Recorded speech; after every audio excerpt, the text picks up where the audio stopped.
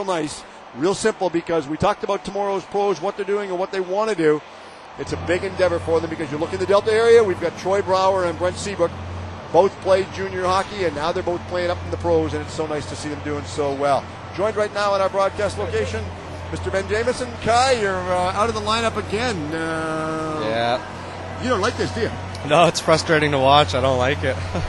You're watching the game tonight. Got to be frustrating watching the game as well? Yeah, a little bit. I mean, we can play a little better, that's for sure. So hopefully in the third year we'll come out with a little more fire. Coaching staff got you doing any game stats or off-ice stats for them to help them out? No, not right now. I think they got Jimmy Strang up here doing some work, so my job's pretty easy. Just watch the boys, tell them what they can improve on.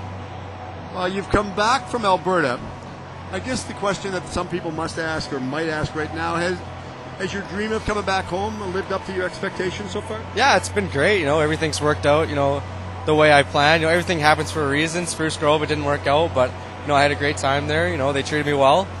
Came back to a team that was in first place, and we're still there. So in a 20-year-old year, there's not much more you could ask for, right? Have you got set any long-term goals for yourself? After my junior year's done here, trying to attain a scholarship maybe, or, just continue with college, get an education.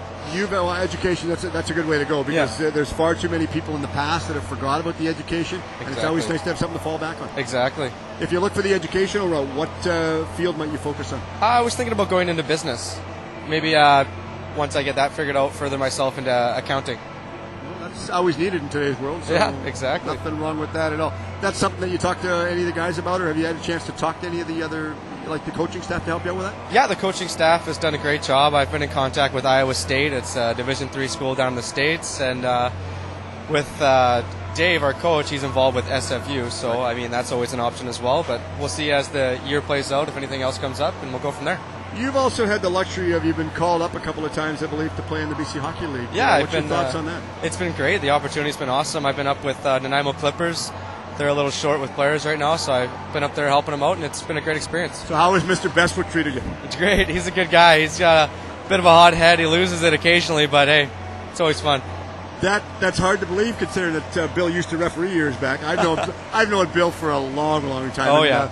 Bill went in, he was, I don't know if he's still a counselor, but he was a counselor for the city of Nanaimo for a while. I'm not sure if he still is. I'll have to talk to Billy, but a lot of people don't know. Talk about Billy Bestwick. Yeah.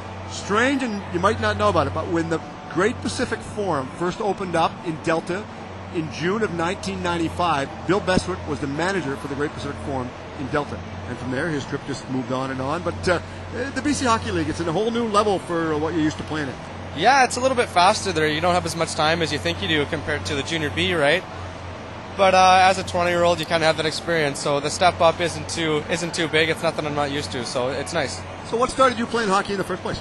First place, just skating with my dad. I was a pretty good skater. So the next step was just, get a stick in my hands and go from there. Was Dad the type of dad that encouraged rather than discouraged you? Yeah, he definitely encouraged it, but he was open to, whatever I wanted to do. I played soccer as well. I actually did speed skating when I was younger, so I was doing a whole bunch of things. Did you have the luxury of going around watching some of the other sports when you were young and figure out which one you want to play?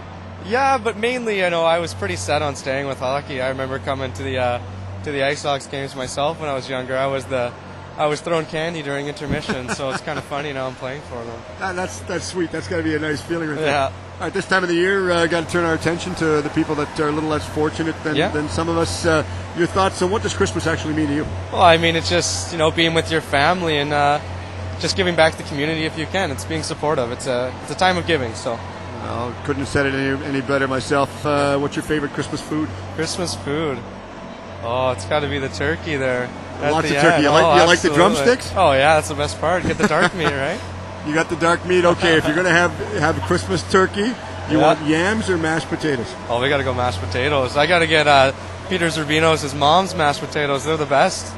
Well, she could cook for the whole team at that rate. Peter said she's an exceptional cook. Oh, she's fantastic. What's been the favorite gift that you can remember receiving for a Christmas gift? It's got to be a hockey stick. When I was younger, if I got a new set of gear, I'd usually sleep with it on. If it was skates or a new pair of gloves, I'd bring it with me to bed. Do you ever get envious of the guys or the players that you go and you have the luxury of playing around against, and all of a sudden you want to play against them, but they say, I grew up in the prairies and we could go out skating whenever we wanted in the backyard? Yeah. Do you ever get envious of those guys? Always jealous of that. I mean, I wish I could hop into my backyard, throw on the skates. throw a couple pucks on net. Unfortunately, here, and don't have the luxury, right? I got to play street hockey. Yeah, no kidding. So when's the tentative date for you back in the lineup? We're hoping in a couple weeks here. The ankle should heal up within the next week, and then the main concern is I've strained my ACL as well.